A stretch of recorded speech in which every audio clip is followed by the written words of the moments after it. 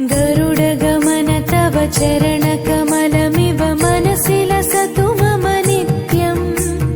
गरुडगमन तव चरण